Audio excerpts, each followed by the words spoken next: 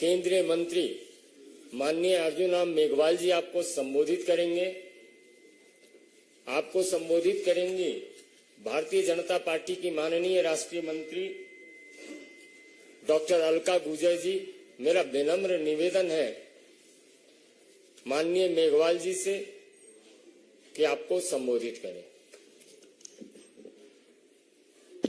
धन्यवाद संजय जी, मेरे साथ अलका जी और सभी मित्रों। देखिए, आज मैं आपके बीच उपस्थित हुआ हूं।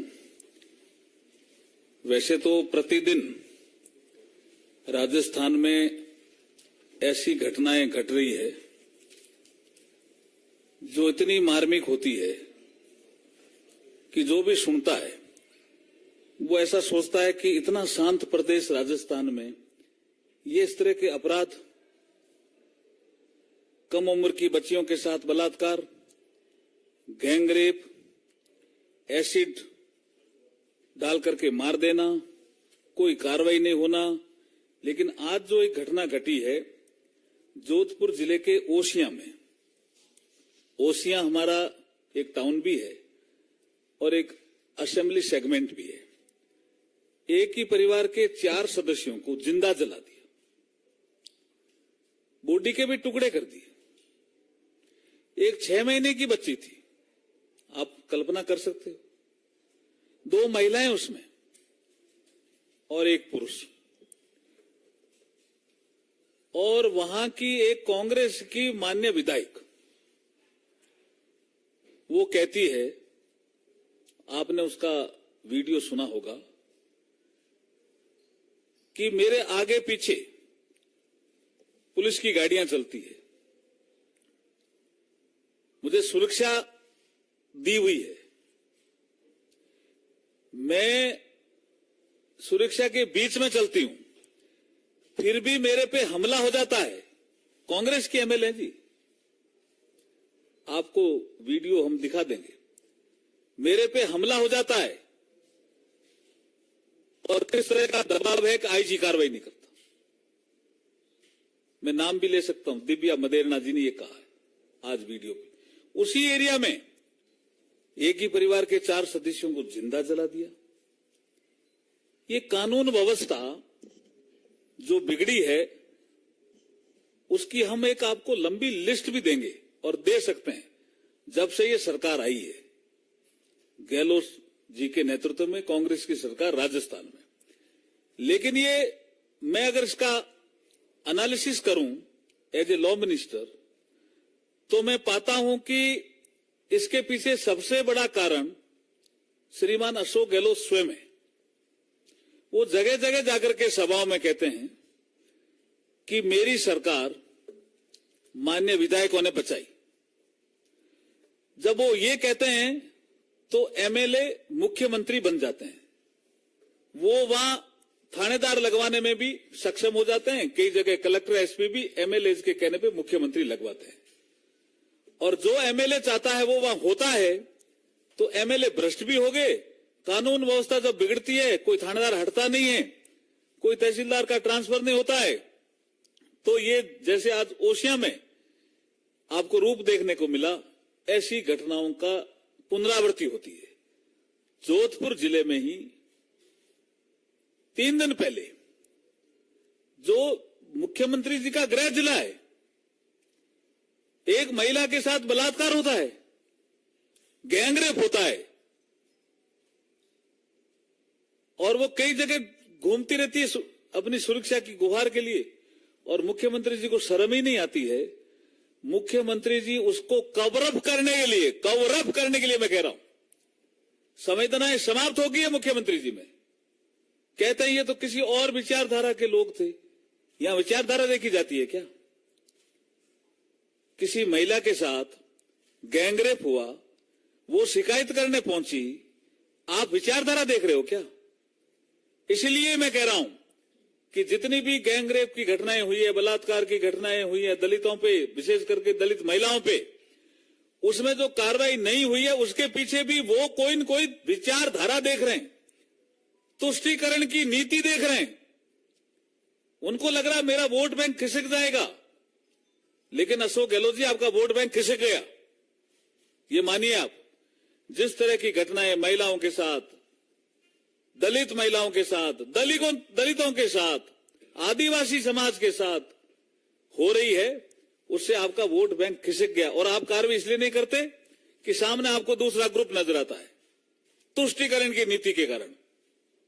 आपको लगता है कि मैं कार्रवाई करूंगा तो मेरा वो वोट बैंक जो पक्का है वो खिसक जाएगा। आपका वोट बैंक पक्का नहीं है। राजस्थान को आपने अशांत कर दिया, बदनाम कर दिया और शर्मसार कर दिया। आप झूठ बोल करके तो शासन में आए थे, लेकिन इतने अपराध, ये एक रिकॉर्ड है। तो जैसे मैं बीकानेर से आता हूं, आपने कई दिन पहले देखा होता, ज्यादा टाइम नहीं हुआ, महीना ही नहीं हुआ होगा, विद इन 1 मंथ, कि एक दलित लड़की वो कोचिंग के लिए जाती है, पुलिस के लोग उसमें सम्मिलित होते हैं, अपहरण में भी, बलात्कार में भी और मारने में भी। आप देखिए, आंदोलन करते हैं भारतीय जनता पार्टी के कार्यकर्ता, वहां जनता जुड़ जाती है। पूरा खाजूवाला, आपका जो ग्राम पंचायत है, उस मंडी है, वो पूरी जुड़ जाती है, बंद हो जाती है मंडी, तब जाकर के कार्रवाई करते हैं। अभी आप देखिए एक घटना जो करौली में घटी है, किस तरह की घटनाएं घटती है, ये कुछ नहीं कर पाते हैं। एक आपने करौली की घटना के बारे में सुना होगा, एक धरना भी चला और आप विशेष बताएंगे, किडनैपिंग होती है, नादोती है शायद, और उसके बाद एसिड छिड़का जाता है और कुएं में फेंक दिया जाता है। अरे भाई, मार भी देते हो, फिर भी कोई कार्रवाई नहीं, और उसको कवर अप करने में लग जाते हो, किसमें तो ये सम्मिलित थे, उसमें ये सम्मिलित थे, उसका। अब जैसे मैं खाजूवाली घटना का जिक्र कर रहा हूं तो उसके चरित्र पे आ जाते हैं। ये जो अशोक गहलोत जी की कार्रवाई करने की जो अभी जो फितरत बनी है, ये राजस्थान को शर्मसार कर रही है, ये राजस्थान को बदनाम कर रही है। राजस्थान जैसा शांत राज्य, गौरवशाली वहां इतिहास रहा, हमारी संसदीय प्रणाली भी बहुत मजबूत रही, सबको उन्होंने तार तार कर दिया। तो आज इसी विषय पे कुछ आगे का महिलाओं पे जो अत्याचार है उसको लेकर के हमारे अलका गुर्जर जी आपको कुछ संबोधन देंगे। सभी को नमस्कार। आदरणीय अर्जुन मेघवाल जी, दीदी नीचे सभी को नमस्कार।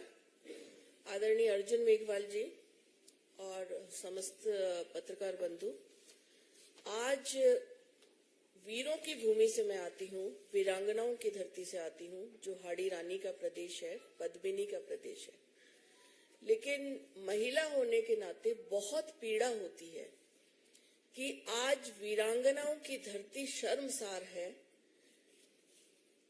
नेशनल क्राइम रिकॉर्ड ब्यूरो कहता है कि राजस्थान महिला अपराध में नंबर 1 बन चुका है। जो वीर भूमि है, वहां बलात्कार की रोज 17 से 18 घटनाएं होती हैं, 7 मर्डर्स होते हैं, और महिलाएं जो सबसे ज्यादा सुरक्षित प्रदेश राजस्थान शांत प्रदेश माना जाता था, वहां महिलाएं सड़क पे सुरक्षित नहीं है, घर में सुरक्षित नहीं है, हॉस्पिटल में बलात्कार हो जाते हैं। बीमार महिला हॉस्पिटल जाती है, एम्बुलेंस में बलात्कार हो जाता है, सरेआम जिंदा जला दिया जाता है, जैसा माननीय अभी अर्जुन जी बता रहे थे। मारकर, बलात्कार कर कर, तेजाब फेंक कर कुएं में फेंक दिया जाता है। और सबसे ज्यादा शर्मनाक घटना ये होती है कि जब वो न्याय के लिए थाने में जाती है, कमिश्नरेट जाती है, वहां उसके साथ बलात्कार हो जाता है। और इतनी सारी घटनाएं होने के बाद भी सत्ता में बैठे हुए जो लोग हैं, कांग्रेस के वरिष्ठ मंत्री हैं शांति धारीवाल जी, जो सदन के पटल पर कहते हैं कि बलात्कार इसलिए होते हैं कि ये मर्दों की भूमि है। ऐसी मर्दानगी कांग्रेस को ही मुबारक हो, लेकिन बहुत पीड़ा, बहुत शर्म, और ये कहा जाए कि महिलाओं की, राजस्थान की वीरांगनाओं की इस तरह की जब घटनाएं होती हैं तो एक तरह से मन भी रोने लगता है।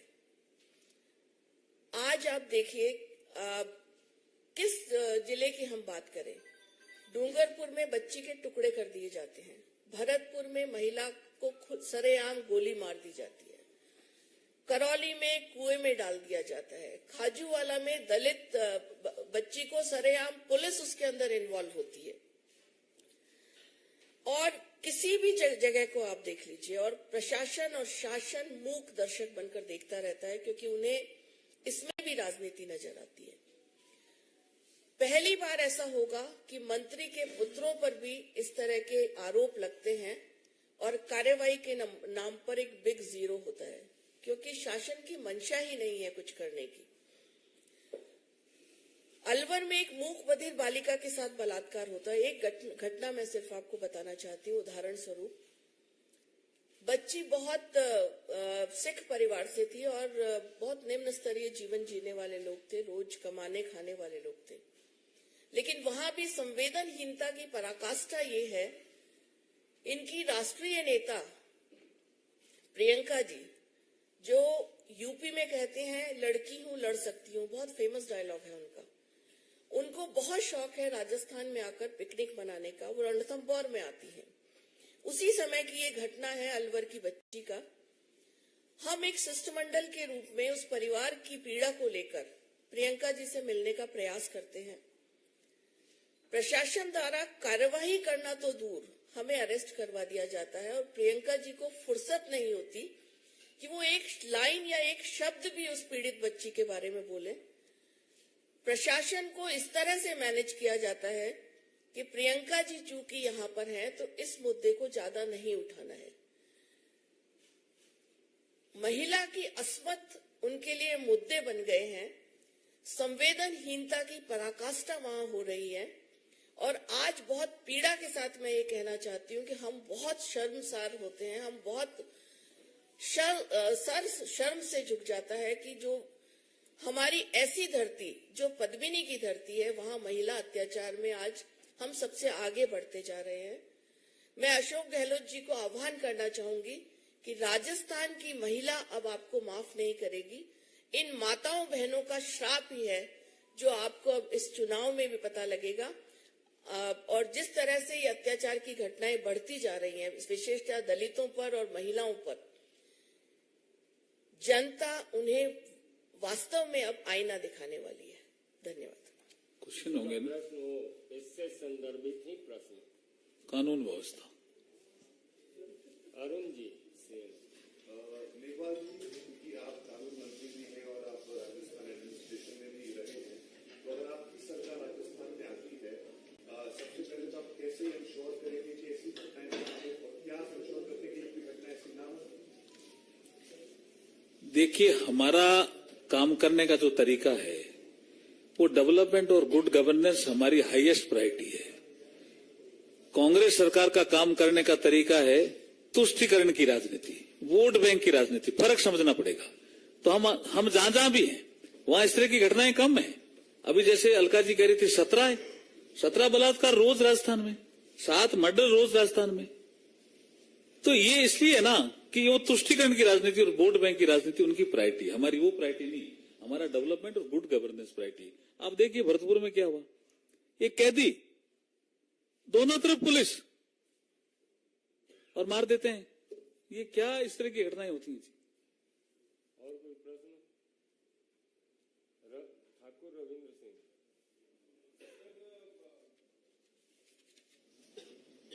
राजस्थान में जिस तरह से क्राइम आपने बताया बढ़ा है और लोकसभा चुनाव विधानसभा चुनाव होंगे, आपको पता चला कि वहाँ पर आपकी सरकार बनी, लेकिन कांग्रेस के ही नेता कहना है, चाहे राहुल गांधी हो, प्रियंका गांधी हो, कि राजस्थान में ऐसा कुछ नहीं घट रहा है और ये मोदी सरकार की जो फेलियर है उससे छिपाने के लिए राजनाथ पर, और इसीलिए उन्होंने बेंगलुरु बैठक करके विपक्ष की बड़ी बैठक की है, लेकिन उस बैठक से नीतीश कुमार नाराज हो गए हैं। क्या कहेंगे? ये विषय अलग है, लेकिन देखो ये मैं दिखा रहा हूं किस तरह से फेल्यूर है। ये राहुल गांधी हाँ, ये देखिए ना, राहुल गांधी जी के बारे में मैं थोड़ा अभी आपको रविंद्र जी बताता हूं। उनका अभी एक अभी सुप्रीम कोर्ट में आए हैं, तो वो कहते हैं मुझे बोलने की आजादी नहीं। बोले तो सभा में खुद ही थे ना, हमने थोड़ी कहा था। गाली देने की आजादी नहीं है, वो फर्क समझ में आता नहीं। अब हाई कोर्ट का फैसला आया, अब इतने अपराध घट रहे हैं। अरे भैया, आप मौन जुलूस निकाल लेते, बैठ जाते, कुछ कर देते, नहीं बोलते हो तो। लेकिन जैसे राहुल गांधी का हाई कोर्ट का फैसला आया, उसके खिलाफ मौन व्रत किया। उनकी मुझे लगता है दिशा ही ठीक नहीं है, किधर जा रहे हैं। और इसलिए वो दिशा ठीक नहीं, इसलिए जो आपने कहा वो घटना घटी। धन्यवाद, धन्यवाद। Thank you.